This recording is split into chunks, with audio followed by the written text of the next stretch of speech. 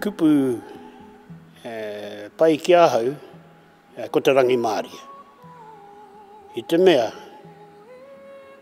i roto i te rangi Māria, ka puta te ngākau nui o te tangata ki te tangata, te ngākau nui o te iwi ki te iwi, te whakapono ki te atua, me ngā āhuatanga katoa e pāne ki te rā kupu, e koe rau i ki ai, ko ina te kupu pai tia e hau, ko te rangi Māria.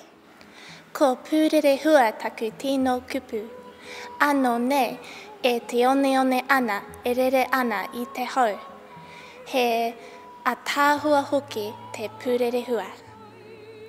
He rite tonu tikanga o te kupu mārire ki te mārie, ara ko tau te wairoa, ko ngata te hiahia.